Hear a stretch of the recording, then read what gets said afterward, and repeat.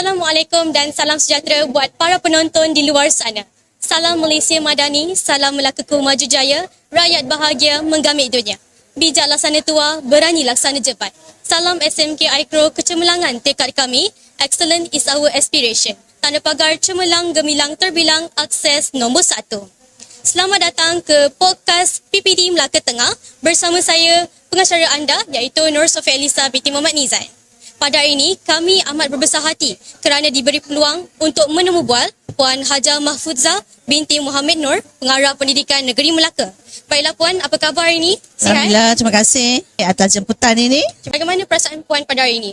Okay, Alhamdulillah, untuk Karnival Pendidikan Madani 2026 bagi PPD Melaka Tengah dengan kunjungan lebih daripada 2,000 orang. Saya ucapkan tahniah dan terima kasih kepada pelbagai agensi yang terlibat demi menjayakan Karnival Pendidikan Madani ini. Ini menunjukkan bahawa semua agensi dan juga pemegang taruh kita telah bersama-sama bergabung untuk meningkatkan kecemerlangan pendidikan di negeri Melaka.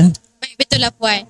Boleh kita ke soalan seterusnya Puan? Boleh. Baik, melalui sesi ini, kita akan mendengar pandangan, aspirasi dan harapan daripada barisan pemimpin pendidikan mengenai usaha memperkasakan sekolah, melahirkan murid yang holistik serta menyediakan generasi masa hadapan yang berdaya saing di peringkat global. Jadi, untuk soalan yang pertama ialah, apakah keutamaan yang perlu diberi perhatian bagi memastikan sekolah di Malaysia terus relevan dan mampu memenuhi keperluan pendidikan masa hadapan?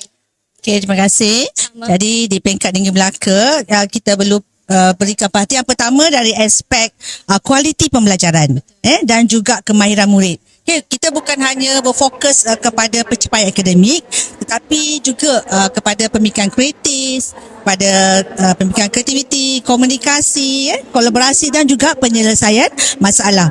Kedua, kita perlu mempercepatkan maksudnya menguasailah pendigitalan pendidikan termasuk penggunaan kecerdasan buatan ataupun AI. Tapi penggunaan AI itu biarlah secara beretika dan bertanggungjawab. Okay? Kita tahu bahawa AI bukanlah untuk menggantikan guru tetapi sebagai membantu guru memperkayakanlah pengajaran dan menjadikan pembelajaran lebih seronok dan juga mengikut keperluan murid. Tak ada siapa yang boleh mengganti guru. Di sini sentuhan sebagai seorang guru itu selalu menerapkan nilai-nilai yang perlu ada dalam setiap diri murid.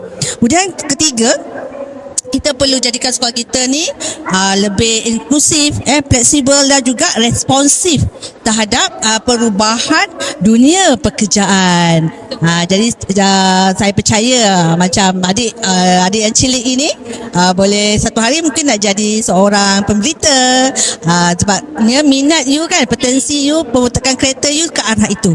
Okey. Jadi yang seterusnya ialah cikgu terangkan tadi tentang pembangunan karakter dan adalah juga nilai yang ada pada murid itu, yang mana anak-anak murid kita di dalam rancangan pendidikan Malaysia, kita mesti pastikan bahawa anak-anak murid kita ini anak-anak yang beradab, yang berilmu, yang berdaya tahan, yang berkemahiran dan juga yang berkeyakinan.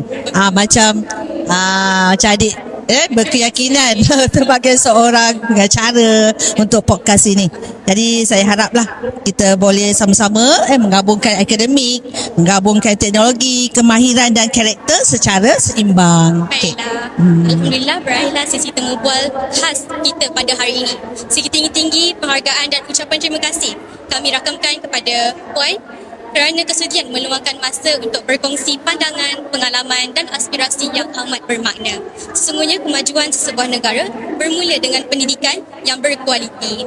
Dengan kerjasama semua pihak, kita yakin sistem pendidikan Malaysia akan terus berkembang dan melahirkan modal insan yang mampu memimpin negara pada masa hadapan. Okey. Itu sahaja daripada kami. Sekian, terima kasih. Terima kasih.